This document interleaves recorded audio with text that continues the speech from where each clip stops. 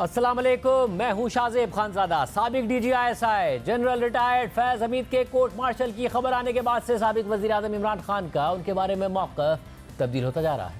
पहले इमरान खान ने कहा कि जनरल फैज़ हमीद का कोर्ट मार्शल फ़ौज का अंदरूनी मामला है। फिर कहा कि मेरा जनरल फैज़ हमीद की रिटायरमेंट के बाद से उनसे कोई रब्ता नहीं रहा है। लेकिन फिर ये भी कहा कि जनरल फैज़ हमीद हमारा असासा थे, उन्हें ज़ाया कर दिया गया। और फिर बिलाखिर ये कह दिया कि मुझे लगता है कि जनरल फैज़ हमीद को मेरे खिलाफ वादा माफ गवाह बनाया जाएगा और उनसे कोई बयान दिलवा कर मुझे मिलिट्री कोर्ट की तरफ ले जाया जाएगा। और आज इमरान खान ने मुतालबा कर दिया है कि जनरल फैज़ हमीद का ओपन ट्रायल किया जाए, जिस पर अस्करी ज़राए का रद्द अमल भी सामने आ गया है। आज अडियाला जेल में इमरान खान ने सहाफ़ियों से गैर रस्मी गुफ्तगू करते हुए कहा कि मैं मुतालबा करता हूं कि जनरल फैज़ हमीद का ओपन ट्रायल किया जाए और इस ट्रायल में मीडिया को अदालत जाने और कवरेज करने की इजाज़त दी जाए। ओपन ट्रायल से मुल्क का फ़ायदा होगा और पाकिस्तान तरक्की करेगा। ओपन ट्रायल से रजीम चेंज और 9 मई की साजिश बेनकाब हो जाएगी। उन्होंने मजीद कहा कि मैंने भी अगर बगावत की है तो मेरा भी ओपन ट्रायल करें। ये कौन सी जमहूरियत में होगा कि साबिक वज़ीर आज़म का ट्रायल मिलिट्री कोर्ट में किया जाए। साफ़ी ने सवाल किया कि जनरल फैज़ हमीद पर इल्ज़ाम है कि उन्होंने 9 मई की साजिश का मंसूबा बनाया, आर्मी की तनसीबात पर हमलों के टारगेट सेट किए, जिस पर आपने अमल दरामद करवाया। इमरान खान ने जवाब दिया कि जिसने मेरे अगवा का हुक्म दिया था उसी ने 9 मई की साजिश तैयार की थी और उसी ने 9 मई वाक़यात की CCTV फुटेज चोरी की। साहबी ने मज़ीद दरियाफ्त किया कि आपकी गिरफ्तारी का हुक्म किसने दिया था। तो इमरान खान ने कहा कि जो रेंजर्स को कंट्रोल करता है उसने हुक्म दिया था। रेंजर्स को कौन कंट्रोल करता है? साफ़ी ने इमरान खान से कहा कि रेंजर्स तो वज़ारत दाखिला के मातहत है। तो इस पर इमरान खान ने कहा कि मैं वज़ीर आज़म रहा हूँ, मुझे एक दफ़ा रेंजर्स की ज़रूरत पड़ी थी, मुझे पता है कि रेंजर्स को कौन कंट्रोल करता है। मुझे पता है कि 9 मई को मेरे अगवा का हुक्म किसने दिया था, मेरे ट्रायल को ओपन किया जाए, किसने हमला किया, किसने साजिश तैयार की, सब कुछ सामने आ जाएगा। 9 मई नेशनल सिक्योरिटी का नहीं, लोकल मामला है। ये मिलिट्री का अंदरूनी मामला नहीं है, ये मुल्क की सबसे बड़ी जमात के सरबराह और साबिक वज़ीर आज़म के अगवा का मामला है। साफ़ी ने मज़ीद सवाल किया कि ये खबरें गर्दिश कर रही हैं कि आप जेल के बाहर और अब जेल के अंदर से भी जनरल फैज़ हमीद से राब्ते में थे। इस पर इमरान खान ने कहा कि मेरा जनरल फैज़ हमीद से उस वक्त तक राब्ता रहा जब तक वो DGI और मैं वज़ीर आज़म पाकिस्तान था। जैसे ही जनरल फैज़ हमीद रिटायर हुए तो फिर आप यकीन माने मेरा ना उनसे कोई राब्ता रहा, ना ही कोई ताल्लुक़ रहा। आर्मी से अगर कोई जनरल रिटायर हो जाए तो वो फारिग हो जाता है, उसके पास कोई ताकत नहीं होती। जब कोई आर्मी जनरल रिटायर हो जाता है तो वो हीरो से ज़ीरो हो जाता है। ये अहमक लोग हैं, इन्हें ये भी नहीं पता कि जनरल फैज़ हमीद रिटायरमेंट के बाद मुझे क्या फ़ायदा पहुंचा सकते थे। साफ़ी ने सवाल किया कि जनरल फैज़ हमीद के ओपन ट्रायल का मुतालबा आप वफाकी हुकूमत से कर रहे हैं या आर्मी चीफ से कर रहे हैं। इमरान खान ने जवाब दिया कि मैं जनरल फैज़ हमीद के ओपन ट्रायल का मुतालबा आर्मी चीफ से कर रहा हूँ। इस पर सहाफ़ी ने कहा कि जनरल फैज़ हमीद कोई मामूली जनरल नहीं थे, उनके पास बहुत सारे राज हैं, वो साबिक DGI थे। तो इमरान खान ने जवाब दिया कि मैं इसीलिए ओपन ट्रायल का मुतालबा कर रहा हूँ ताकि सारे राज और साजिश बेनकाब हो जाए। दुनिया में पाकिस्तान का क्या इमेज रह जाएगा कि एक साबिक वज़ीर आज़म का मिलिट्री कोर्ट में ट्रायल किया जाए। इमरान खान ने यह भी कहा कि अडियाला जेल के साबिक डिप्टी सुप्रिंटेंडेंट को उठा लिया गया, उसकी बीवी इंसाफ मांग रही है और यहाँ कोई इंसाफ नहीं मिल रहा। इमरान खान की जानिब से जनरल फैज़ हमीद के ओपन ट्रायल के मुतालबे पर सिक्योरिटी ज़राए ने सख्त रद्द-ए-अमल देते हुए कहा है कि इमरान खान ये बताने वाले कौन होते हैं कि जनरल फैज़ हमीद का ट्रायल ओपन कोर्ट में होगा या नहीं। अगर इमरान खान का इस मामले में ट्रायल हुआ तो तसल्ली रखें, वो ओपन ही होगा और सारी दुनिया को पता चलेगा कि इमरान खान क्या करता और करवाता रहा है। इमरान खान ने आज अडियाला जेल के साबिक डिप्टी सुप्रिंटेंडेंट मोहम्मद अकरम का भी जिक्र किया, जिनकी अहलिया ने लाहौर हाई कोर्ट में दरख्वास्त दायर कर रखी है कि उनके शौहर का 14 अगस्त के बाद से कुछ पता नहीं चल रहा है। इस पर इब्तिदाई समाअत के बाद आज Lahore high court Rawalpindi bench के जस्टिस मोहम्मद रज़ा कुरैशी ने सुप्रिंटेंडेंट अडियाला जेल और CPO रावलपिंडी को तलब किया था। तहम आज की समाअत में CPO रावलपिंडी अदालत में पेश ही नहीं हुए, जिस पर बरहमी का इजहार करते हुए अदालत ने समाअत में वक्फा भी किया, लेकिन CPO रावलपिंडी पेश ना हुए, जिस पर अदालत ने समाअत कल तक के लिए मुलतवी कर दी है। एक तरफ इमरान खान जनरल फैज़ हमीद के हवाले से खदशा जाहिर कर चुके हैं कि उन्हें वादा माफ गवाह बनाकर मेरा मिलिट्री ट्रायल किया जाएगा और आज उन्होंने ये मुतालबा भी कर दिया है कि जनरल फैज़ हमीद का ओपन ट्रायल किया जाए। इस पूरी सूरत हाल पर बात करेंगे नुमाइंदा जियो न्यूज़ शबीर डार से, जिन्होंने आज इमरान खान से सवालात भी किए। शबीर डार, बहुत शुक्रिया। क्या हो रहा है? ज़ाहिर पहले जब गिरफ्तारी हुई जनरल फैज़ हमीद की, आप लोगों ने इमरान खान साहब से बात की, उनका ये था अंदरूनी मामला है, वेलकम करते हैं हम सारे मामले को। फिर ज़रा रवैया बदला कि मुझे इसके ज़रिए मिलिट्री कोर्ट में मेरा ट्रायल कराना चाहते हैं। आज और ज़्यादा रवैया बदला, पहले कह रहे थे फौज का अंदरूनी मामला है, आज कह रहे हैं ओपन कोर्ट में ट्रायल करें। ये एग्जैक्टली किस वजह से मौक़िफ़ बदल रहा है? उनको कोई ऐसी बातें बता रही है पार्टी जिसकी वजह से वो परेशान हो रहे हैं? क्या मसला है? शाहजेब अडियाला जेल में आज इमरान खान का सहाफ़ियों के साथ तवील सेशन हुआ है। उसके दौरान उनको पसीने भी आते रहे और गला भी खुश्क होता रहा। गालबन उनकी तबीयत भी आज ठीक नहीं थी और समात से कबल वो जज साहब से भी बड़े अग्रेसिव थे कि मेरे वकला को आने नहीं दिया जा रहा, मेरी फैमिली को रोका जा रहा है, मुलाकातों में रुकावटें पैदा की जा रही है। अच्छा, जो उन्होंने आज गुफ्तगू की है उसमें उन्होंने कहा कि मैं मुतालबा करता हूँ कि जनरल फैज़ का जो मामला है इस पर ओपन ट्रायल किया जाए और फैज़ हमीद का जो मामला है ये फ़ौज का इंटरनल मामला नहीं है बल्कि ये लोकल मामला है।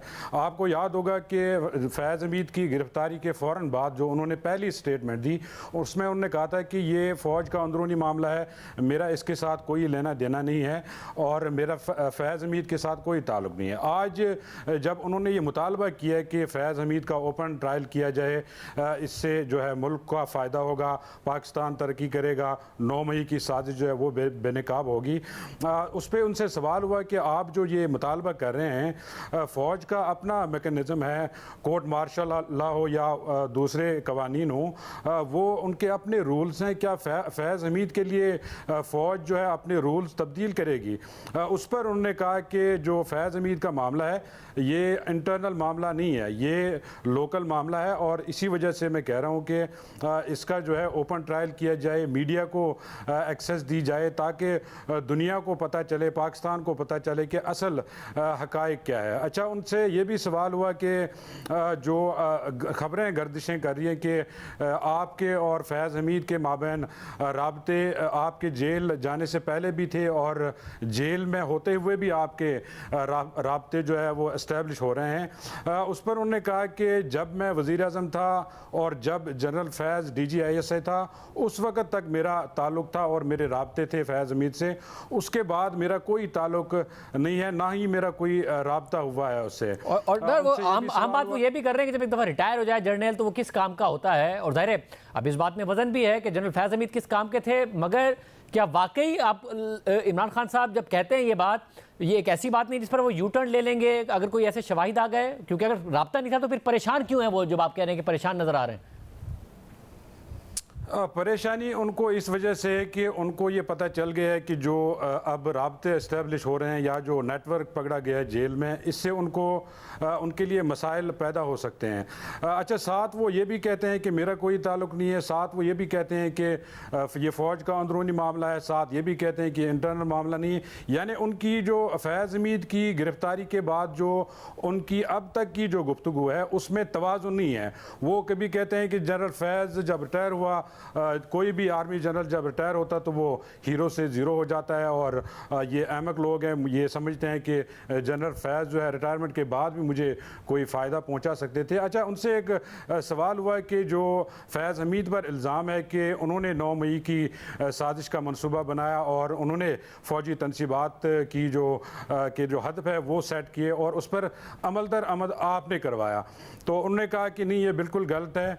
मेरी जो 9 मई की जो साजिश है वो मेरी गिरफ्तारी से शुरू होता है और मेरी गिरफ्तारी का जो हुक्म है वो किसने दिया मुझे पता है। मैंने उनसे पूछा कि किसने दिया, आपको अगर पता है तो नाम बताएं। उन्होंने नाम लेने से आज बिल्कुल अवॉइड कर दिया, हालांकि मैंने 2-3 मरतबा उनसे पूछा कि किसने गिरफ्तारी का हुक्म दिया, कौन, आपको जब पता है तो बताएं, तो लेकिन उन्होंने नाम नहीं लिया आज। मतलब और इसके अलावा ज़ाहिर 190 मिलियन पाउंड केस भी क्योंकि अपने मुंतकी अंजाम तक पहुंच रहा है, क्या उसकी वजह से परेशानी है या वाकई जनरल फैज़ हमीद के बाद आपको लगता है कि थोड़ा रवैया इमरान खान साहब का बदला हुआ है? दोनों चीज़ें हैं। 190 मिलियन पाउंड जो रेफरेंस है वो अपने आखिरी मराइल में और करीबन 8 से 9 समातें हो चुकी हैं। उनके जो वकला है वो आखिरी गवाह जो रहता है इस रेफरेंस का, जो तफ्तीशी अफसर है नैब का, उस पर जरा करने से मुसलसल भाग रहे हैं। आज भी जब ये समात हुई तो उनके वकला नहीं आए थे और नैब हुकाम ने अदालत को बताया कि ये मुसलसल ताकीरी हरबे इस्तेमाल कर रहे हैं और इनको 8 मौके दिए गए हैं, आज 9वां मौका है, लेकिन ये कर नहीं रहे इजरा। तो उस पर अदालत ने उनको बताया कि जो नेक्स्ट डेट है उस पर आप इजरा के लिए तैयारी करें और अब आपको मज़ीद वक्त नहीं दिया जा सकता। बहुत शुक्रिया। इस हवाले से शब्बीर डार तफसीलात बता रहे थे, मगर इस वक्त ज़राए क्या कह रहे हैं, क्या वाकई जो जनरल फैज़ हमीद का मामला है वो इमरान खान साहब के लिए परेशानी का बाइस है या उनका कोई ताल्लुक नहीं है और मामला सिर्फ और सिर्फ जनरल फैज़ हमीद के लिए परेशानी का बाइस है। हमारे साथ मौजूद हैं एजाज सैयद, नुमाइंदा खुसूसी जियो न्यूज़, अपने प्रोग्राम टॉक शॉक में वो इस हवाले से तफसीलात भी बताते रहे। एजाज, बहुत शुक्रिया। ज़ाहिर शुरू में बड़ा वेलकमिंग एटीट्यूड था PTI का, इमरान खान ने भी कहा वेलकम करते हैं, हमें क्या फ़र्क पड़ता है, कोई ऐसा मसला नहीं है। अब आहिस्ता आहिस्ता पहले इमरान खान साहब ने खदशे का इज़हार किया कि जी मुझे मिलिट्री कोर्ट में ट्रायल करने के लिए तरफ ले जा रहे हैं, अब कह रहे हैं कि ओपन ट्रायल किया जाए। क्या कुछ ऐसा हो रहा है कि जनरल फैज़ हमीद या उनके साथियों से मामला इमरान खान तक जा रहा है जिसकी वजह से वो हिट महसूस कर रहे हैं? जी बिल्कुल, इमरान खान साहब को शायद इस बात के इशारे मिल गए हैं कि जो जनरल फैज़ हमीद की गिरफ्तारी हुई है वो इस सारे मामले में वो जुड़ रहे हैं। और इस बात के अगर आप इस सारे मामले की जो टाइम लाइन है उसको देखें और तहकीकात के हवाले से जो हमें हमारे ज़राए ने बताया है उसमें ये बात वाज़े तौर पे पता लगती है कि जो फैज़ हमीद हैं वो इमरान खान से एक ब्रिज के ज़रिए, एक तीसरे फ़र्द के ज़रिए राब्ते में थे और वो फ़र्द हमारी मालूमात के मुताबिक वो जेल के डिप्टी सुपरिटेंडेंट थे। और यानी कि जो इमरान खान साहब कह रहे हैं कि रिटायरमेंट, बल्कि जब वो DG ISI नहीं रहे तो उसके बाद राब्ता नहीं हुआ, ऐसे कुछ शवाहिद मिले हैं, ज़राए बता रहे हैं कि जिससे ये इस्टेब्लिश होता है कि ताल्लुक था या राब्ता था। जी, ऐसे शवाहिद मिले हैं जिससे ये बात इस्टेब्लिश होती है कि इन दोनों के दरमियान ताल्लुक़ था, राब्ता भी था और पैगाम रसानी भी हो रही थी। ये जो ताल्लुक़ और राब्ता था ये इमरान खान साहब की ज़ाहिर पोजीशन है एक, और इमरान खान साहब अंडर द रेडार थे और इसलिए ये ताल्लुक़ और राब्ता जो बराह रास्त नौयत का नहीं था, ये ताल्लुक़ और राब्ता इनडायरेक्ट था। हमें जो ज़राए बताते हैं और वो दावा करते हैं कि दोनों के दरमियान पैगाम रसानी भी थी और एतमाद बाहमी इतना था कि वो एक दूसरे को मशवरे भी देते थे। पर्टिकुलरली जो ज़्यादातर मशवरे हैं वो इमरान खान साहब रिसीव करते थे। मगर इमरान खान साहब की तरफ से ये कहा गया कि जर्नल जो होता है वो रिटायर होने के बाद किस काम का होता है, किसी बेवकूफ़ को होगा जो राब्ता करेगा। मतलब वो कह रहे हैं कि वाकई वैसे जनरल फैज़ अभी रिटायर हो गए तो किस काम के थे इमरान खान साहब के, वो इस बात को ये कहकर रद्द कर रहे हैं कि मैं क्यों कॉन्टेक्ट करूँगा उनसे। देखिए, इमरान खान साहब का बयान अपनी जगह मगर हकीकत ये है कि फैज़ हमीद साहब इंटर सर्विसेज इंटेलिजेंस के चीफ थे और उनके पास ऐसी मालूमात थी, बल्कि आप ये कहें कि उनके पास मालूमात का एक समंदर है। जो वो कहते हैं ना कि ज़िंदा हाथी लाख का और मरा हुआ 1.25 लाख का होता है। तो जो रिटायर्ड चीफ थे और रिसेंटली रिटायर्ड हुए थे, वो ज़्यादा पुराने भी नहीं थे, उन्हें ना सिर्फ ये कि ISI की वर्किंग का पता था कि ISI किस तरह वर्क करती है, बल्कि उनको ISI के पास जो मालूमात थी पॉलिटिकल लैंडस्केप के हवाले से या रीजनल लैंडस्केप के हवाले से, या फिर ISI की जो कैपेसिटी थी मुख्तलिफ चीज़ों को मॉनिटर करने की, उसकी पूरी डिटेल मौजूद थी। और जब आपके पास कोई पूरी डिटेल होती है, निज़ाम की पूरी डिटेल होती है, तो आप निज़ाम को ब्रेक करने की सलाहियत भी रखते हैं जब आपके पास पूरी मालूमात होती है। तो जो फैज़ हमीद साहब थे उनके पास चूँकि पूरी मालूमात थी, पॉलिटिकल मालूमात भी थी और इंस्टीट्यूशन की मालूमात भी थी, लिहाजा उनके पास पूरी इस बात की कैपेसिटी थी कि वो सिस्टम को डॉज करके जो राब्ते हैं जिनसे वो रखना चाहते हैं वो रखें, और शायद उन्होंने रखे भी। इस हवाले से मुख्तलिफ शायद तो यही बताते हैं। लेकिन यहाँ पर एक बात बड़ी अहम है कि जो फैज़ हमीद साहब हैं उनकी तरफ से अभी तक कोई बात सामने नहीं आ रही। मैंने ज़ाती तौर पर उनकी फैमिली से रब्ता करने की कोशिश की है और जानना चाहा है कि अगर वो कोई मौक़िफ़ देना चाहते हैं तो वो ज़रूर आएँ, क्योंकि अभी तक जो कहानी मीडिया के ऊपर चल रही है वो तो एक एकतरफा ट्रैफिक चल रही है कि एक प्रेस रिलीज़ आ गई है, उसके ऊपर मुख्तलिफ एंकर्स भी और जर्नलिस्ट भी आके एक ही बंदे को टारगेट कर रहे हैं। जब वो बंदा पावर में था तो ये लोग हाथ मिलाते हुए थकते नहीं थे, हमारे बहुत सारे साथी, लेकिन जब वो पावर से हटा है तो अब सारे अपने अपने कहानियाँ लेते। सिर्फ एक साहब थे जो फैज़ हमीद साहब के साथ बराह रास्त उनका वो मुखासमत रही और उन्होंने बड़ा रजिस्ट भी किया, वो अबसार आलम थे और आपको पता है उनके साथ हुआ भी क्या, और बाज़ जर्नलिस्ट उनके विक्टिम भी रहे।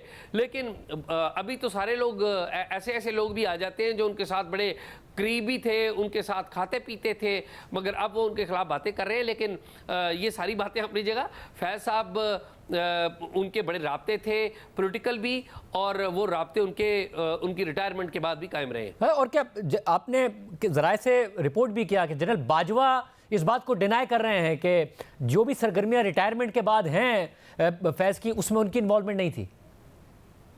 जी, जनरल बाजवा के करीबी ज़राए इस बात की तरदीद करते हैं, बल्कि मुझे बाज़ ज़राए ने बताया है कि फैज़ हमीद साहब की साबिक़ आर्मी चीफ जनरल बाजवा से 8 फरवरी के इंतखाबात के बाद फरवरी के महीने में ही सिर्फ एक मुलाकात हुई थी। उसके बाद दोनों का कभी कोई रब्ता नहीं हुआ। ताहम वक्तन फ़वक्तन फैज़ हमीद जो हैं वो कर्टसी मैसेजेस, व्हाट्सएप मैसेजेस जिसे कहते हैं, शायद वो उनको भेजते रहे, लेकिन इनके दरमियान कोई बातचीत कोई लंबी चौड़ी नहीं हुई। एक ही मुलाकात हुई है 8 फरवरी के इलेक्शंस के बाद। बहुत शुक्रिया। प्रोग्राम में आगे बढ़ते हैं। दूसरी तरफ तहरीक इंसाफ अवामी क़ुव्वत के मुजाहरे की कोशिश कर रही है। तहरीक इंसाफ ने ऐलान किया है कि कल यानी 22 अगस्त को इस्लामाबाद में जलसा होगा, जबकि ज़िला इंतज़ामिया ने जलसे का इजाज़तनामा मनसूख कर दिया है। इस्लामाबाद के चीफ कमिश्नर ऑफिस के एलामिये के मुताबिक वफाकी दारुल हुकूमत की इंटेलिजेंस कोऑर्डिनेशन कमेटी के इजलास में IG इस्लामाबाद और सीनियर अफसरान के अलावा ISI, MI और IB के नुमाइंदों ने शिरकत की। IG इस्लामाबाद ने बताया कि 22 अगस्त को सुप्रीम कोर्ट के सामने एहतजाज की कॉल दी गई है, जिसमें मुख्तलिफ जमातें और ग्रुप शामिल हैं। IG ने रेड जोन में सिक्योरिटी की हालिया खिलाफ वर्जी का भी जिक्र किया, जिसके बाद मुजाहिरीन के खिलाफ FIR भी दर्ज की गई है। इसके अलावा ये भी कहा कि बांग्लादेशी क्रिकेट टीम भी इस्लामाबाद में है, जिसकी सिक्योरिटी में इजाफे की ज़रूरत है। IG ने खदशा भी जाहिर किया कि जलसे के लिए आने वाले लोगों का तवील क़याम का मंसूबा है और आंसू गैस, मास्क, बिस्तर या स्लीपिंग बैग्स और खाने पीने की अशिया भी साथ लाना उनके इस इरादे की निशानदही करता है कि वो जलसे को धरने में तब्दील कर देंगे। एलामे के मुताबिक दीगर इंटेलिजेंस इदारों ने भी ऐसे ही सिक्योरिटी खदशात का इजहार किया, जिसके बाद डिप्टी कमिश्नर की जानिब से 31 जुलाई को जारी किया गया NOC मनसूख कर दिया गया है। इसके अलावा पंजाब में दफ़ा 144 नाफिज करके सूबे में जलसे, जुलूस, रैलियों, धरनों और एहतजाज पर 22 से 24 अगस्त तक पाबंदी लगा दी गई है। ताहम वज़ीर आला खैबर पख्तूनख्वा अली अमीन गंडापुर सवाबी के जलसे में ऐलान कर चुके हैं कि इस्लामाबाद में 22 अगस्त को जलसा हर हाल में होगा। और तहरीक इंसाफ के रहनुमा शेर अफजल मरवत हमारे ही प्रोग्राम में कह चुके हैं कि खैबर पख्तूनख्वा से आने वाले काफिले क्रेनों समेत रुकावटें हटाने का सामान साथ लाएंगे। जबकि आज भी इजाज़तनामा मनसूख होने के बाद वज़ीर आला खैबर पख्तूनख्वा अली अमीन गंडापुर ने ऐलान कर दिया है कि कल हर सूरत में तरनौल चौक पर जलसा होगा और हम ये जलसा करके दिखाएंगे। हमारा जलसा जिसकी NOC हमें अदालत ने दी थी, वो NOC फिर कमिश्नर साहब ने उसको कैंसिल कर दिया है। ये फसाइयत और जबर और गैर कानूनी इकदाम का जो सिलसिला शुरू है इस वफाकी हुकूमत की तरफ से, तो हम उसकी भरपूर मजम्मत भी करते हैं। हम हर सूरत में ये जलसा करेंगे। ये जलसा तरनौल चौक पे होगा। अब कल का दिन साबित करेगा कि ताकत अवाम की है, ये मैंडेट जो हुकूमत की है। इंशाल्लाह कल फैसला कुन मरहला है, मैं आपको लीड करूंगा और जलसा इंशाल्लाह करके दिखाएंगे। इस हवाले से जनरल फैज़ हमीद और इमरान खान के मामलात के हवाले से, दावों के हवाले से बात करने के लिए हमारे साथ वज़ीर दिफा ख्वाजा आसिफ साहब मौजूद हैं। ख्वाजा साहब बहुत शुक्रिया हमें ज्वाइन करने के लिए। पहले दिन ज़ाहिर है तहरीक इंसाफ ने कहा अंदरूनी मामला है ये फ़ौज का और वेलकम भी किया, मगर अब इमरान खान साहब इसको बार बार अपने आप से मुंसलिक कर रहे हैं। क्या वाकई जनरल फैज़ हमीद के खिलाफ कार्रवाई जो कि अनप्रेसिडेंटेड है कि साबिक DG ISI जो अभी 2 साल भी नहीं हुए जिन्हें रिटायर हुए उनके खिलाफ कार्रवाई हो रही है, वो वाकई इमरान खान को फंसाने के लिए हो रही? देखिए, एक बात मैं क्लैरिफाई करना चाहता हूँ कि ये बात जो है गौहर साहब ने भी की, जो चेयरमैन है PTI के, और बानी PTI ने खुद भी कही कि ये फौज का अंदरूनी मामला है। बल्कि गौहर साहब ने ये भी कहा कि अपनी जो उनकी क़यादत है पार्टी की कलेक्टिव जो लीडरशिप है उसको कहा कि आप इसके ऊपर तबसरा ना करें। उसके बाद बानी PTI ने बयान दिया कि ये फौज का अंदरूनी मामला है और हमारा इसके साथ कोई ताल्लुक नहीं है। अब बात ये है कि जनरल फैज़ साहब एक साबिक फौजी हैं और अभी उनके जो पोस्ट रिटायरमेंट 5 साल की लिमिट है उसमें सिर्फ 2 साल गुजरे हैं। उनका ट्रायल जो है वो तो हर सूरत जो है वो ओपन नहीं होगा। ना पहले ये कोई इस किस्म की प्रेसिडेंस हमारी 75 साल तारीख में इस किस्म की पाई जाती है। बहुत से मिलिट्री कोर्ट्स के ट्रायल जो है इमरान खान साहब के ज़माने में हुए, कोई भी ओपन ना हुआ, किसी को पता भी नहीं होता था कि कोई ट्रायल हो रहा है, किसी को सजाएं हुई हैं। 24 लोगों को सजाएं हुई उनके दौर के अंदर। एक्चुअली ये मैं आपको डिफरेंस बता देता हूँ कि अगर मैं बात अंग्रेजी में भी कह देता हूँ कि अगर ट्रायल जो है मिलिट्री कोर्ट में बानी PTI का हुआ तो वो बिल्कुल ओपन ट्रायल हो, वो सिविलियन है। और दूसरा ये है कि कौम को पता लगना चाहिए कि वो क्या करते रहे हैं 4 साल, या उससे पहले किस तरह साजिश तैयार करते रहे, और उसके बाद 9 मई के में उनका क्या रोल है और उसमें साजिश किस तरह उन्होंने तैयार की। वो ओपन ट्रायल होगा। It will be open to media, it will be open to public. लेकिन जहां तक जो मिलिट्री की एक रवायत है, जो एक कानून है कि उनका मिलिट्री का जो एम्प्लॉय हैं, जो ऑफिसर्स हैं या जो अदर रैंक्स जो हैं, उनका ट्रायल जो है वो ओपन नहीं होता। एक तो इशू जो है मैं ये क्लैरिटी के साथ आप बता देता हूँ। तो ओपन ट्रायल की जो ख्वाहिश है उनके लिए, फैज साहब के लिए, अगर कोई ऐसी सूरत हाल पैदा हुई कि मिलिट्री कोर्ट का ट्रायल जो है इमरान खान साहब का होता है तो वो ओपन हो, बिल्कुल। और ख्वाजा साहब, आप जब भी ये बात कह रहे हैं और ज़ाहिर आप इस बात को यकीनी तौर पर कह रहे हैं कि अगर इमरान खान साहब का मिलिट्री ट्रायल हुआ तो वो ओपन होगा, मगर इस बात को अगर के साथ कह रहे हैं, ये अगर कितना बड़ा है? इसमें पॉसिबिलिटी है या कोई पॉसिबिलिटी नहीं है? हमारे मुल्क में जो है अल्फाज जो है वो अनलार्ज भी हो जाते हैं, श्रिंक भी हो जाते हैं। लेकिन मैंने अगर इसलिए क्या, मैं पॉलिटिशियन हूँ, मोहतात अल्फाज इस्तेमाल करने की पूरी कोशिश कर रहा हूँ, लेकिन उन्होंने क्योंकि खुद कहा है आज, तो मैं इसलिए कह रहा हूँ कि ये मेरे गिर्द जो है वो घेरा तंग किया जा रहा है या मुझे फंसाने की कोशिश की जा रही है, तो मैंने उसको रिस्पॉन्ड कर रहा हूँ कि अगर ऐसी कोई सूरत हाल पैदा होती है, जनरल फैज हमीद साहब के साथ जो सिलसिला शुरू हुआ है उसमें जो सारे ताने बाने जो हैं और कड़ियाँ जो हैं इमरान खान के साथ मिलती हैं, तो फिर अगर इनका ट्रायल होगा तो ये उनका जो कहना है उनके लिए बिल्कुल जरूर आमीन कहेंगे हम, जो है उनका ओपन ट्रायल हो।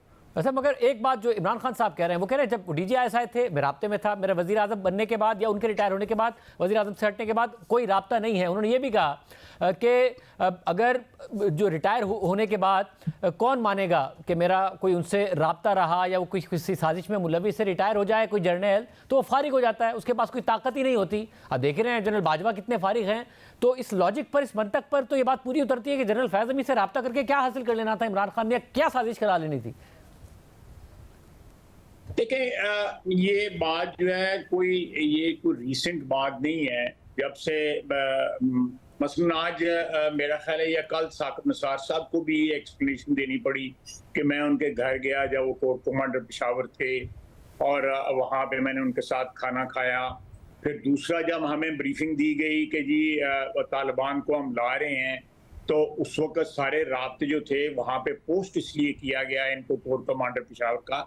एक आर्गूमेंट ये भी दिया गया कि इनके राब्ते हैं इसलिए ये उनकी जो वापसी जो है अमन के साथ जो है उसको इंश्योर करेंगे। ये हमें ब्रीफिंग में बताया गया। जो ये बात जो है, मैं अकेले तो नहीं, मुझे पता वहाँ पे 150-200 बंदे थे इनके सामने ये बात की गई कि जी इनके राब्ते हैं, और उन्हीं ने एक्चुअली ब्रीफिंग दी, राब्ते एस्टेब्लिश हो रही थी उनकी सारी गुफ्तगू के में। तो ये मैंने बात उनकी ये किसी हद तक सही भी है, लेकिन जो उनका ताल्लुक था फैज साहब का और इमरान खान साहब का आपस में, और दोनों जो थे वो डेफिनेटली एक से वजारत उज़्मा गई, दूसरा जो है वो आर्मी चीफ ना बन सका। तो एक कॉमन कॉज जरूर था उनमें, और कॉमन कॉज ये था कि ये हम रिकवर कर सकते हैं। उनको अपनी पॉपुलैरिटी का भी जोम था, उनको अपने जनरल फैज को अपने राब्तों का जोम था। तो ये दो, एक जोम जो है, एक को राब्तों का जोम था, दूसरे को पॉपुलैरिटी का जोम था, और दोनों के टारगेट्स थे। एक वजीर आजम बनना चाहता था, एक जो है मैं जिसको कहते हैं सर्कमस्टांशियल एविडेंस की बेस पे बात कर रहा हूँ।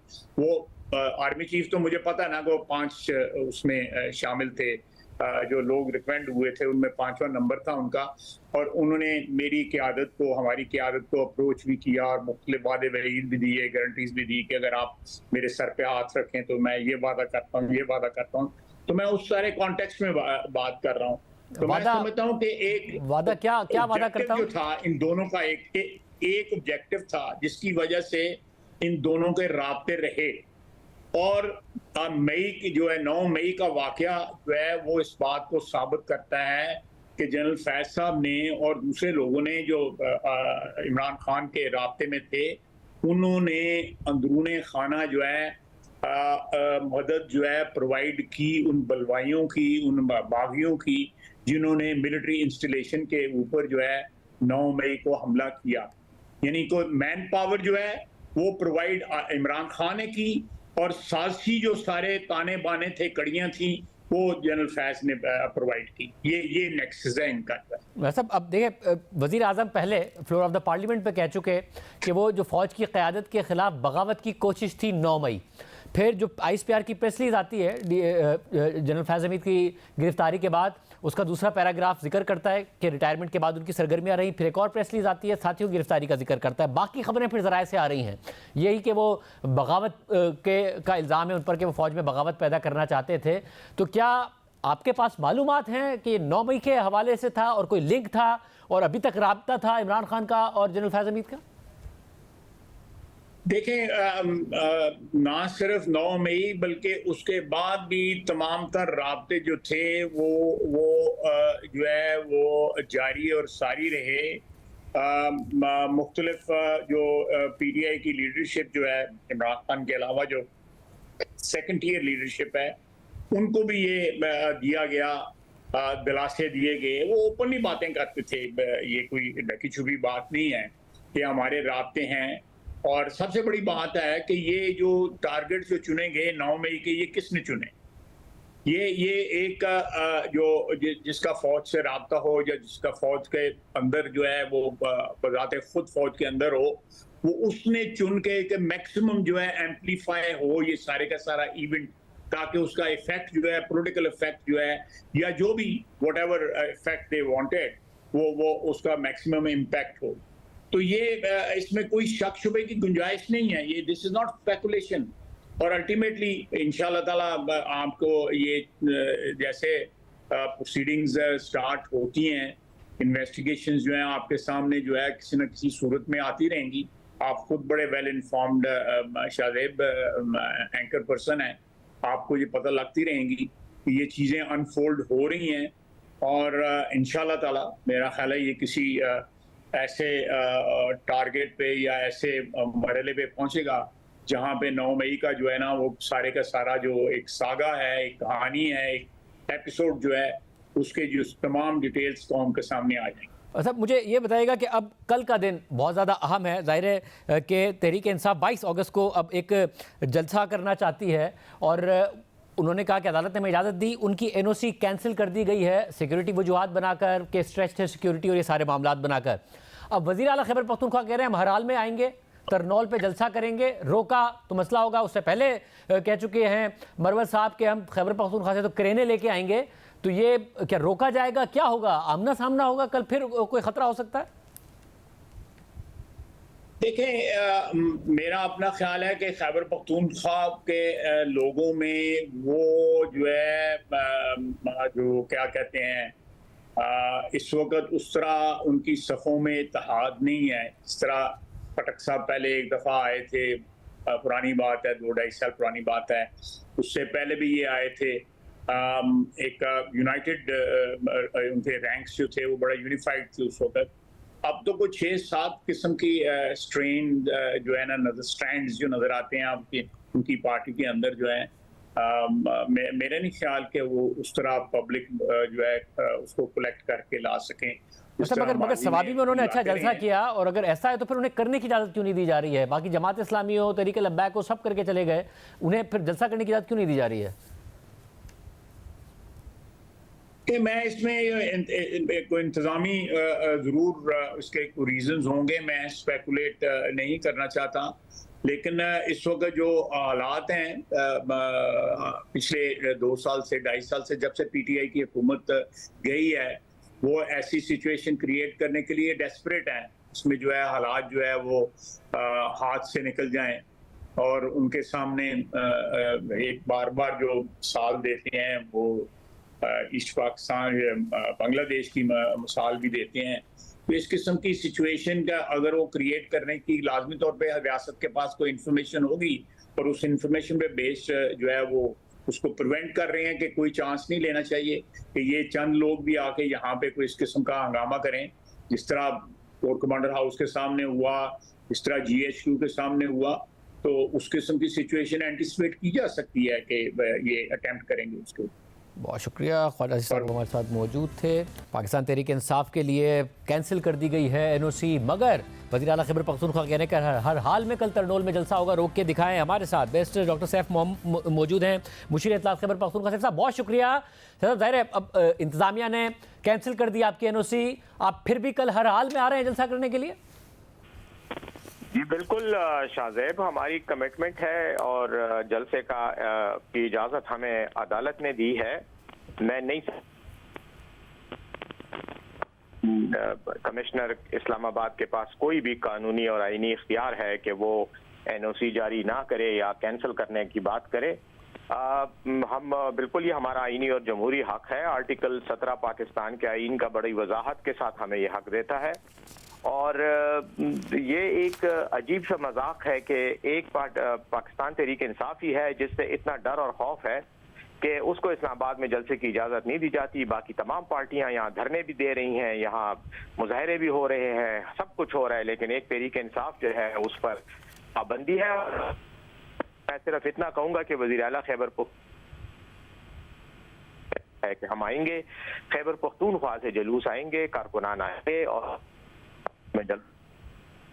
और सैफ साहब ये बताइएगा कि अब ज़ाहिर जो बातें लिखी गई हैं उसमें एक बात ये भी लिखी गई है कि तवील क़याम का मंसूबा है, आंसू गैस, मास्क, बिस्तर या स्लीपिंग बैग्स और खाने पीने की अशिया भी साथ लाना के इरादे की निशानदही करता है कि शायद जलसे को धरने में तब्दील कर देंगे। कल जलसे के लिए आ रहे हैं, धरने के लिए आ रहे हैं? शाहजेब देखें, झूठ और दरोह गोई पर मबनी कोई भी नैरेटिव जो है वो ये कर सकते हैं और ये बयानिया जो है वो इन्होंने यही झूठ बोल करके हमारी सफ़ों में दहशतगर्द आ रहे हैं, हम मुसल्ला होके आ रहे हैं और हम यहाँ पे धरना देंगे और कानून को पामाल करेंगे, ये सब जो है ये दरोग गोई आवाम को पता है। अभी भी ये बहाने कर रहे हैं। हम कोई धरना देने नहीं आ रहे, हम कोई अफरा तफरी फैलाने नहीं आ रहे, हम सिर्फ और सिर्फ अपना जमहूरी और आईनी हक इस्तेमाल करने आ रहे हैं जिसका हमें आर्टिकल 17 के तहत जैसे मैंने बताया हमें पूरा हक है। अब उसके हवाले से ये बात करना कि हम हेलो जी आवाज़ आ रही है आपकी? जी अच्छा, बिल्कुल बिल्कुल आ रही है। अच्छा, उसके हवाले से ये बात करना कि हम जलसे को धरने में कन्वर्ट कर देंगे तो ये बिल्कुल गलत बात है, इसलिए कि अगर हमने धरना देना है तो हम धरने का ऐलान करके आएंगे। अभी हमने जलसे का ऐलान किया है तो हम जलसा करेंगे। ना हमें इनसे डर है, ना खौफ है कि हम बहाने बनाकर या झूठ बोलकर लोगों को इस्लामाबाद में लाएं और फिर उनको किसी और मकसद के लिए इस्तेमाल करें। हमारी एक ट्रांसपेरेंट और एक वाज़ेह और शफाफ पॉलिसी है। हम धरना जब देंगे तो धरने का ऐलान करेंगे। अभी हमने जलसे का ऐलान किया है इसलिए हम जलसा करने आ रहे हैं और तरनोल में कर रहे हैं जो इस्लामाबाद की हुदूद से काफी बाहर भी है। इस्लामाबाद में इनके जो नाजायज काबिज शुदा ऐवान हैं उनके लिए फिलहाल हमारी तरफ से वो खतरा नहीं है जो ये महसूस कर रहे हैं कि इनको आवाम धक्के दे के वहां से निकालेगी। तरनोल में जलसा है, हमें करने दें, हम वहां से वापस पुरअमन तरीके से चले जाएंगे। लेकिन अगर नहीं करेंगे तो शायद बस एक बात बता दूं कि मैं बहुत ही एक नालायक आदमी हूं, लेकिन मैंने जितना तारीख का मुतालिया किया है, मेरे सामने कौम के सामने अवाम के सामने जो मुजाहिमत करता है तो फिर तारीख हमें यही बताती है कि हमेशा अवाम ही जीती है, मुजाहिमत करने वाले फना हुए हैं। और हमारे प्रोग्राम में शेर अफजल मरवत साहब ने कहा था कि आप खैबर पख्तूनख्वा से पूरी तैयारी के साथ आएंगे, रुकावटें डालेंगे तो क्रेनें लेके आएंगे जो रुकावटें हटाएंगी। अगर नहीं आने दिया गया, रुकावटें डाली गई तो यही मंसूबा है फिर कि हर हाल में आया जाएगा, क्रेनों से रुकावटों को हटाया जाएगा? हमारी तरफ से किसी किस्म के तसादम का कोई इरादा नहीं है, ना हम तसादम करेंगे, ना हम कानून को वायलेट करेंगे, ना हम कोई गैर कानूनी काम करेंगे। ये हमारा आईनी और जमहूरी हक है कि हम जलसा करें। हाँ, अलबत्ता अगर उसके रास्ते में कोई भी इदारा या कोई भी शख्स या कोई भी हुकूमत वो अगर रुकावटें खड़ी करेगी तो ये रुकावटें खड़ी करना ये आइन की खिलाफवर्जी के मुर्तकिब वो हो रहे हैं जो रुकावटें खड़ी करेंगे। जाहिर है हमारे पास हक है, हम उसको उन रुकावटों को हटाएंगे और अपने लिए रास्ता साफ करेंगे और पुरअमन तौर पर जलसा करने के लिए आएंगे। हमारा कोई मज़ाहिमत का या तसादुम का इरादा नहीं है, लेकिन अगर मजबूर किया जाता है और सिचुएशन क्रिएट की जाती है तो फिर आप समझते हैं कि फिर कसूर किसका होगा। मतलब यानी ये आप वाजे कर रहे हैं कि ये जलसा है, एहतजाज नहीं, धरने का कोई प्लान नहीं, पूरा हम जलसा करना है, वापस चले जाना है, करने दिया जाए और वापस चले जाएंगे कल आकर। बिल्कुल, ये मैं कमिट करता हूँ कि अगर हमें मजबूर ना किया जाए और हमारे लिए गलत किस्म की किसी सिचुएशन को ना क्रिएट किया जाए, कोई गैर कानूनी सिचुएशन ना क्रिएट की जाए और गैर कानूनी इकदाम हमारे खिलाफ ना किया जाए तो हम मुकम्मल तौर पर पुरअमन तरीके से आएंगे, हम जलसा करेंगे अपने ख्यालात का इजहार करेंगे और उसके बाद हम वापस पुरअमन तरीके से चले जाएंगे। ये कमिटमेंट मैं पूरी कौम को आपके प्रोग्राम की वसातत पे दे रहा हूँ। मतलब और क्या पंजाब से भी काफिले आएंगे? जी बिल्कुल, पंजाब से भी, क्योंकि ये पाकिस्तान लेवल पे जलसा है तो यकीनन पंजाब क्योंकि करीब तरीन सूबा है, पंजाब से भी आएंगे और खैबर पख्तूनख्वा से भी आएंगे। बहुत शुक्रिया। वैसे सैफ इस हवाले से दो टोक मौक़िफ़ दे रहे थे कि जलसा करेंगे, धरने का कोई प्लान नहीं है, वायलेंस का कोई प्लान नहीं है, हमें रोका ना जाए, रोका गया तो रुकावटें हटाएंगे, जलसा करेंगे, फिर वापस जाएंगे। प्रोग्राम ब्रेक शामिल करते हैं। एक बहुत अहम खबर है, उसकी तफसीलात आपके सामने रखेंगे ब्रेक के बाद। बानी PTI Imran Khan 190 million pound case में अब प्रॉपर्टी टाइकून के भी दिफा में सामने आ गए हैं। वैसे ही जैसे वो जनरल आसिम सलीम बाजवा, फराह गोगी और एक ज़माने में जहांगीर तरीन और आरिफ नकवी पर इल्ज़ामात के बाद उनके दिफा में सामने आ गए थे, क्योंकि उस वक्त वो उनके करीब थे। इमरान खान ने आज 190 मिलियन पाउंड केस के हवाले से ये दिलचस्प एतराफ़ कर लिया है कि बरतानिया की नेशनल क्राइम एजेंसी ने जिस प्रॉपर्टी टाइकून के पैसे पकड़े थे, तो उसी प्रॉपर्टी टाइकून के कहने पर उन्होंने यकीन कर लिया कि पैसे ना तो चोरी के थे, ना ही मनी लॉन्ड्रिंग के थे, और यूँ तहकीकात की ज़रूरत ही महसूस नहीं की गई। और फिर उसी प्रॉपर्टी टाइकून के कहने पर खुफिया मुआहदे के ज़रिए पैसे पाकिस्तान में आने दिए। इमरान खान ने आज अडियाला जेल में सहाफ़ियों से बात करते हुए कहा कि प्रॉपर्टी टाइकून ने कहा था कि एनसीए के साथ डील को पब्लिक ना किया जाए। इमरान खान ने कहा कि यही बात हमने काबीना में डिस्कस की थी कि जब ये पैसा चोरी का नहीं है तो इसे पाकिस्तान लाया जाए। बरतानिया की नेशनल क्राइम एजेंसी ने यह रकम मशकूक ट्रांजैक्शन पर फ्रीज की थी। रकम इसलिए फ्रीज की गई थी कि हसन नवाज की 9 अरब रुपए मालियत की प्रॉपर्टी 18 अरब रुपए में खरीदी गई। हमें प्रॉपर्टी टाइकून ने कहा था कि एनसीए के साथ डील को पब्लिक ना किया जाए, इसीलिए हमने इस डील को खुफिया रखा। प्रॉपर्टी टाइकून और एनसीए की डील को एफआईए और नैब खोल सकते थे। इस पर साहबी ने सवाल पूछा कि क्या आपने प्रॉपर्टी टाइकून के कहने पर मान लिया कि यह चोरी या मनी लॉन्ड्रिंग का पैसा नहीं है? आपने काबीना से मंजूरी लेने से पहले ये तहकीकात क्यों नहीं कराई कि यह पैसा पाकिस्तान से बाहर किस बैंकिंग चैनल के जरिए गया था? तो इमरान खान ने जवाब दिया कि हमें प्रॉपर्टी टाइकून ने खुद बताया था कि यह चोरी या मनी लॉन्ड्रिंग का पैसा नहीं है, फिर हमने क्या तहकीकात करनी थी? साहबी ने मजीद पूछा कि आपने सिर्फ प्रॉपर्टी टाइकून के कहने पर ही यकीन कर लिया और उसको तहफ़्फ़ुज़ दे दिया। इमरान खान ने मजीद मौक़िफ़ इख्तियार किया। प्रॉपर्टी टाइकून की डील को खुफिया रखना काबीना का मुत्तफ़िक़ा फ़ैसला था। तो साहबी ने उनसे पूछा कि क्या प्रॉपर्टी टाइकून ने आपके मुशीर शहजाद अकबर के ज़रिए आपको पैगाम भिजवाया था? तो इमरान खान ने जवाब दिया कि जी बिल्कुल, मुझे शहजाद अकबर ने कहा था कि प्रॉपर्टी टाइकून ने बताया है कि यह पैसा चोरी या मनी लॉन्ड्रिंग का नहीं है। प्रॉपर्टी टाइकून के इस बयान के बाद हम क्या तहकीकात करते? हमें इसकी तहकीकात के लिए बरतानिया जाना पड़ता, सिविल अदालत में केस करते, जिसका फैसला आने में 5 साल लग जाते। प्रॉपर्टी टाइकून और एनसीए के दरमियान जो डील थी उसे खुफिया रखना मजबूरी थी, लेकिन नैब और एफआईए इसको ओपन कर सकते हैं। इस डील को खुफिया रखना सारी काबीना का मुत्तफ़िक़ा फैसला था।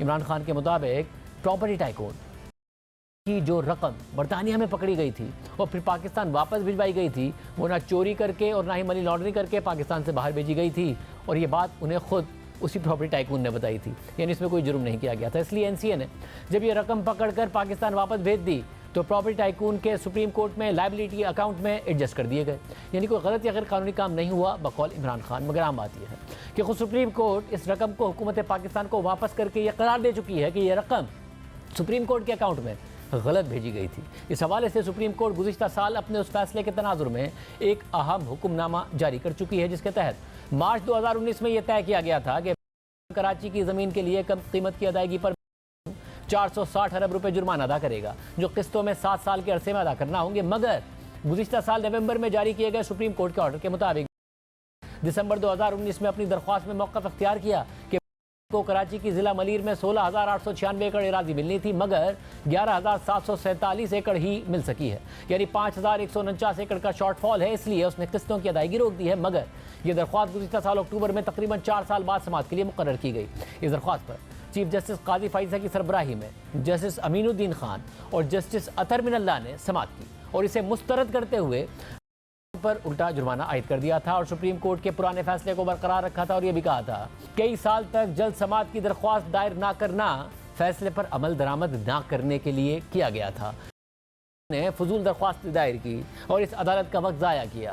फैसले के मुताबिक ये बदकिस्मती है कि सुप्रीम कोर्ट से इजाज़त लिए बगैर इस रकम को सुप्रीम कोर्ट के अकाउंट में भेजा गया और सुप्रीम कोर्ट को गैर ज़रूरी तौर पर उस रकम के साथ मुलविस किया गया जिसका सुराग एनसीए ने लगाया था और मुमकिन तौर पर रकम प्रोसीड्स ऑफ क्रिमिनल एक्टिविटी थी जिसका एनसीए ने पता लगाया, जब्त किया, फिर मुंजमद करवाया। दीगर अफराद और एंटिटीज़ जिन्हें नोटिस भिजवाए गए थे उनमें से मशरिक बैंक को छोड़कर कोई भी ये वजाहत करने के लिए सामने नहीं आया कि उनके अकाउंट से रकूम सुप्रीम कोर्ट के अकाउंट में क्यों भेजी गई। फैसले के मुताबिक बज़ाहिर ये रकूम की लायबिलिटी को ख़त्म करने के लिए इस्तेमाल की गई, जिससे यह मुहावरा याद आता है कि रॉबिंग पीटर टू पे पॉल, यानी किसी से लूट कर किसी का हिसाब चुकाया जाए। इसलिए बैरून मुल्क से मौसूल होने वाली ये रकम और इस पर कमाया गया सूद हुकूमत पाकिस्तान को भिजवाया जाएगा। इस हवाले से रजिस्ट्रार सुप्रीम कोर्ट और नेशनल बैंक ऑफ पाकिस्तान ज़रूरी कार्रवाई करें। सुप्रीम कोर्ट का फैसला मौजूद है जिसमें करार दिया गया है कि बरतानिया की नेशनल क्राइम एजेंसी ने प्रॉपर्टी टाइकून से जो रकम पकड़ी थी वो उसे नहीं बल्कि हुकूमत पाकिस्तान को दी जानी थी। इसलिए अदालत ने अपने अकाउंट से इस रकम को हुकूमत पाकिस्तान के अकाउंट में मुंतकिल करने का हुक्म दिया। इसके साथ साथ ये भी कहा कि शायद ये रकम प्रोसीड्स ऑफ क्राइम थी, इसलिए एनसीए ने इसका सुराग लगाकर इसे मुंजमद करवाया था। मगर इमरान खान 190 मिलियन पाउंड के केस में अपने साथ साथ प्रॉपर्टी टाइकून का भी दिफा कर रहे हैं और कह रहे हैं कि उन्होंने कोई गलत काम नहीं किया। इसी तरह वो माजी में जनरल आसिम सलीम बाजवा और बुशरा बीबी की दोस्त फराह गोगी का भी दिफा करते रहे। कभी दिफा करते हैं, कभी कह देते हैं कि मेरा कोई ताल्लुक नहीं था। बुशरा बीबी की दोस्त फराह गोगी के असासों में इमरान खान के दौर में बहुत ज़्यादा इजाफा हुआ और इन पर मुतअद्दिद इल्ज़ामात लगते रहे। फराह गोगी को बुशरा बीबी और इमरान खान की मुबैना फ्रंट पर्सन करार दिया जाता रहा और ख़ास तौर पर वो पंजाब की हुकूमत में आला सतह पर रसूख रखती थी। मगर जब इमरान खान की हुकूमत जाने के बाद फराह गोगी के खिलाफ नैब ने आमदनी से ज़ायद असासों की तहकीकात शुरू की तो 1 मई 2022 को यानी अपनी हुकूमत जाने के 20 दिन बाद इमरान खान ने फराह गोगी का दिफा किया और कहा कि मैं नैब से ये पूछना चाहता हूँ कि ये जो आपने फराह खान के ऊपर केस डाला है ये किसी को भी दिखा दें कि ये कोई केस बन सकता है। वो कौन सी अवामी ओहदेदार है, वो तो एक रियल इस्टेट में काम करती है। पिछले 20 साल से ये सीधी सीधी इंतकामी कार्रवाई है। ये कहा गया कि फराह गोगी की दौलत में 3 साल में बड़ा इजाफा हुआ है। आप सिर्फ ये चेक कर लें कि रियल इस्टेट में जो पिछले 3 साल में पैसा बना है वो पाकिस्तान की तारीख में कभी नहीं बना। रियल इस्टेट के अंदर इस तरह का पैसा है, वो रियल इस्टेट के लोगों से पूछें तो सही कि उनकी दौलत में कितना इजाफा हुआ है। ये कोई क्राइम तो नहीं है। और दिलचस्प बात यह है कि जिस वक्त इमरान खान फराह गोगी का दिफा कर रहे थे तो उसी दौरान ये भी कह रहे थे कि इस मुल्क का सबसे बड़ा माफिया रियल इस्टेट है। मगर जब फराह गोगी पर इल्ज़ाम लगा तो उनके दिफा में ये जवाब पेश किया कि मेरी हुकूमत में तो रियल इस्टेट के लोगों की दौलत में बहुत इजाफा हुआ है, इसलिए फराह गोगी ने कोई गलत काम नहीं किया है क्योंकि इसी तरह उनकी दौलत में भी इजाफा हुआ है। फिर बाद में ये हक़ाइक़ सामने आए कि फराह गोगी ने इमरान खान की हुकूमत में एमनेस्टी से पैसे वाइट कराए थे। इसके अलावा Imran Khan 190 million pound case में नवाज शरीफ के बेटे हसन नवाज का भी जिक्र कर रहे हैं। आज उनका कहना था कि प्रॉपर्टी टाइकून की रकम इसलिए फ्रीज की गई थी क्योंकि हसन नवाज की 9 अरब रुपए की मालियत की प्रॉपर्टी 18 अरब रुपए में खरीद ली थी। मगर ये सवाल उठता रहा कि हसन नवाज ने 2016 में बरतानिया में 1 हाइट पार्क नामी प्रॉपर्टी फरोख्त की थी और उसके बाद इमरान खान की हुकूमत आ गई। मगर 3 साल से ज़ायद अरसे तक हुकूमत करने के बाद भी इमरान खान ने इस हवाले से कुछ नहीं किया। हालांकि हमने शहजाद अकबर से दिसंबर 2019 में ही हसन नवाज की बरतानिया में जायदादों के हवाले से सवाल पूछा था कि हसन नवाज के खिलाफ कार्रवाई क्यों नहीं करते, तो उन्होंने जवाब दिया कि ये सारी चीज़ें हम परसू कर रहे हैं। प्रेस रिलीज में हसन नवाज का जिक्र नहीं है मगर आपने अपनी प्रेस रिलीज में किया और आज आपने वैसे भी कहा कि ये थोपा गया साहब को, तो कम से कम आप बरतानिया को ये नहीं कह सकते कि भाई 1 हाइट पार्क प्लेस आपसे तो ले लिया मगर हसन नवाज से ने लिया था और उन्हें थोपा गया था। तो जरा ये तो पता करें कि हसन नवाज ने ये कैसे बनाया था और उसके वो मीन्स जस्टिफाई करते या नहीं करते, अनएक्सप्लेन्ड तो नहीं है उनकी, और वो भी हमारे हवाले किया जाए क्योंकि उनके पास पैसे कैसे आए थे खरीदने के। इस वक्त I am not at liberty to say कि इस इश्यू को लेके पहले वाले एपिसोड के ऊपर क्या काम हो रहा है, वो जब चीज़ें सामने आएंगी तो वक्त आने पे वो भी आ जाएंगी। लेकिन आपका वो सवाल बिल्कुल ठीक है कि ये एक ट्रांजैक्शन का सिर्फ एक हिस्सा है। इस ट्रांजैक्शन के पहले का भी हिस्सा था 1 हाइट पार्क। अगर आप देखिए तो सबसे पहले हमारे सामने वो पनामा वाली रेवलेशंस जब हुई और मुख्तलिफ कंपनीज का आया तो जब चीज़ें सामने आई। एवन फील्ड में तो ये रहते हैं, अभी नवाज शरीफ साहब भी वहीं जाके रह रहे हैं, उसके ऊपर तो पाकिस्तान की कोर्ट का एक फैसला भी है। कम से कम आप उस पर नहीं कह सकते एनसीए को कि भाई आप देखें कि ये जब हसन नवाज ने खरीदा ये अपनी वेल्थ को एक्सप्लेन कर सकते हैं या नहीं कर सकते, क्योंकि के ऊपर तो पाकिस्तान में आप लोग इस तरीके से नैब की कोई इंक्वायरी इन्वेस्टिगेशन कर भी नहीं रहे थे, इतना कुछ पकड़ा गया उनके ऊपर, इतना कुछ पाकिस्तान में हो रहा है, वहां क्यों नहीं लिख देते उनको? आपका टाइम भी बच जाएगा, पाकिस्तान भी आगे बढ़ेगा, पैसे भी वापस आ जाएंगे। आज के मैं तो चाहता हूं बस पैसे वापस आए।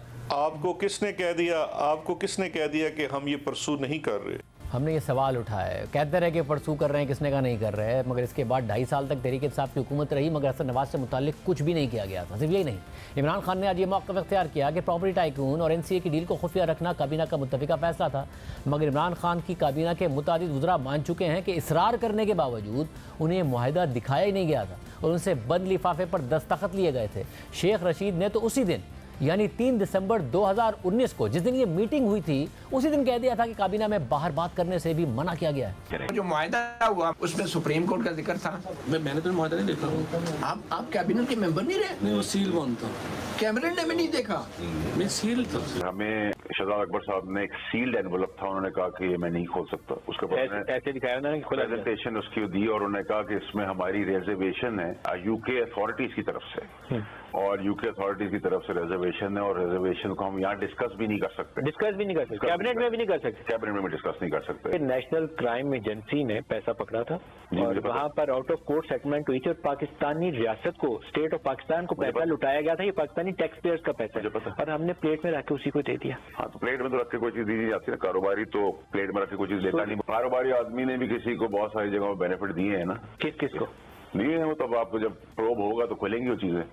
ये एडिशनल आइटम के तौर पर रखा गया था, ओरिजिनल एजेंडा में शामिल नहीं था। फिर इस चीज को बुलडोज करके पास कर दिया। उन्होंने कहा जी इसको डिस्कस हम कर चुके हैं, उसको पास करना है, और फिर पास हो गया वो आइटम जो था। अलकादर ट्रस्ट के मामले में बंद लिफाफे को मंजूर किया काबीना से, तो आप नहीं समझते कि खुद आप लोगों ने भी ओथ की खिलाफ वर्जी की? मैं मानता हूँ ये ऐसे हुआ कि हमें कैबिनेट मीटिंग थी, हमें बताया गया कि इस लिफाफे में मनी लॉन्ड्रिंग का पैसा लंदन में पकड़ा गया 190 मिलियन पाउंड्स, और वो किसने बताई? शहजाद अकबर ने या प्राइम मिनिस्टर ने? शहजाद अकबर ने। हमें क्या एतराज था अगर कोई कहे कि गवर्नमेंट का पैसा आ रहा है। मुझे अगले दिन किसी को, हम बैठे हुए थे 2-3 वजीर, उन्होंने बताया कि ये तो ये था। मैंने कहा मुझे बता देते, मैं बोल लेता, आप तो नहीं डरते हो, नहीं बोल सकते हो, तो मैं इस पे ऑब्जेक्शन कर सकता था। उस वक्त हमें बिल्कुल समझ नहीं है कि फिर हाथ से निकल चुका था। काबीना से खुफिया रखकर मुआहदे पर दस्तखत कराए, आज बात काबीना पर डाल रहे हैं। हालांकि उसी प्रॉपर्टी टाइकून से अलकादरी ट्रस्ट के लिए 458 केनाल ज़मीन और करोड़ों रुपए भी लिए। प्रोग्राम में आगे बढ़ते हैं। रवा माह IMF प्रोग्राम की मंजूरी की तवक्का थी, मगर अगस्त के आखिर में होने वाली IMF एग्जीक्यूटिव बोर्ड के इजलास के शेड्यूल में पाकिस्तान के कर्ज प्रोग्राम का जिक्र नहीं है, और इसकी सबसे बड़ी वजह दोस्त ममालिक के कर्जों की अदायगी में बर वक्त तोसी ना मिलना है। गुज़िश्ता माह 13 जुलाई को पाकिस्तान और IMF के दरमियान $7 अरब के कर्ज प्रोग्राम पर स्टाफ लेवल मुआहदे के बाद उम्मीद की जा रही थी कि IMF के अगस्त में होने वाले एग्जीक्यूटिव बोर्ड के इजलास में 37 माह तवील प्रोग्राम की हतमी मंजूरी दे दी जाएगी, लेकिन ऐसा नहीं हुआ।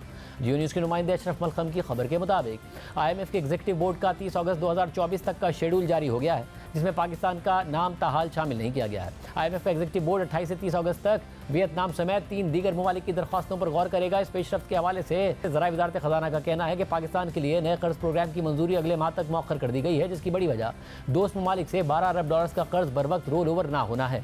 खबर के मुताबिक ज़राए वज़ारत ख़ज़ाना का कहना है कि हुकूमत $12 अरब के डिपॉजिट रोल ओवर कराने और कमर्शियल कर्ज की रिफाइनेंसिंग के लिए कोशिश कर रही है। पाकिस्तान को रवा माली साल कमर्शियल कर्जों समेत मजमूई तौर पर $26.4 अरब की बैरूनी अदायगियाँ करनी है। स्टाफ लेवल मुआहदे के बाद IMF ने पाकिस्तान को दोस्त ममालिक की जानिब से दिए गए कर्जों के रोल ओवर की यकीन दहानी की शर्त रखी थी, जो पाकिस्तान अब तक पूरी नहीं कर सका। इस हवाले से शहबाज राना की खबर के मुताबिक हुकूमत सऊदी अरब की जानिब से किसी भी शर्त के बगैर $5 अरब कर्ज का रोल ओवर हासिल करने में नाकाम रही, जबकि चीन, जिसने पाकिस्तान को $7.9 अरब का कर्ज दिया हुआ है, उसकी पाकिस्तान के साथ शिकायत की वजह से रोल ओवर नहीं हो सका है। हुकूमत को उम्मीद थी कि IMF के 30 अगस्त को होने वाले एग्जीक्यूटिव बोर्ड इजलास से पहले दोनों ममालिक की जानिब से कर्ज रोल ओवर होने की यकीन दहानी मिल जाएगी, जिसके बाद पाकिस्तान का $7 अरब का कर्ज प्रोग्राम मंजूर हो जाएगा। वज़ारत ख़ज़ाना के एक सीनियर एहलकार ने बताया कि एक्सटर्नल फाइनेंसिंग की शर्त पूरी ना होने की वजह से IMF ने पहले ही बता दिया था कि पाकिस्तान का मामला अगस्त में होने वाले इजलास में नहीं उठाया जाएगा। अब तक सिर्फ मुत्तहिदा अरब अमारात ने $1 अरब के कैश डिपॉजिट को रोल ओवर किया है। खबर के मुताबिक अगस्त के शुरू में ही यह पता चल गया था कि IMF ने पाकिस्तान के बेल आउट पैकेज को सितंबर तक मुलतवी कर दिया है। जब इस हवाले से 6 अगस्त को वज़ीर ख़ज़ाना मोहम्मद औरंगज़ेब से रब्ता किया गया तो उन्होंने वाज़ेह तौर पर कहा कि बेल आउट पैकेज की मंजूरी में कोई ताख़ीर नहीं है और IMF का बोर्ड अगस्त के आखिर तक प्रोग्राम की मंजूरी दे देगा। उन्होंने मजीद कहा कि 3 कर्ज दहंदगान ने $12 अरब का कर्ज 1 साल के लिए रोल ओवर करने पर आमादगी जाहिर कर दी है, जबकि अब वज़ीर ख़ज़ाना का कहना है कि IMF बोर्ड की जानिब से सितंबर में कर्ज प्रोग्राम की मंजूरी के लिए पेशरफ्त हो रही है, जबकि ज़राए का कहना है कि IMF ने सितंबर में प्रोग्राम मंजूरी के लिए कोई तारीख नहीं दी है। वज़ीर ख़ज़ाना मोहम्मद औरंगज़ेब ने आज सेनेट की कायमा कमेटी बराए ख़ज़ाना के इजलास में कहा कि IMF प्रोग्राम के हवाले से मीडिया पर खबरें चल रही हैं, IMF के साथ मामलात मुस्बत अंदाज में आगे बढ़ रहे हैं। उम्मीद है कि सितंबर के बोर्ड इजलास में पाकिस्तान का केस आ जाएगा। आज के प्रोग्राम में इतना ही, दीजिए। अल्लाह हाफ़िज़।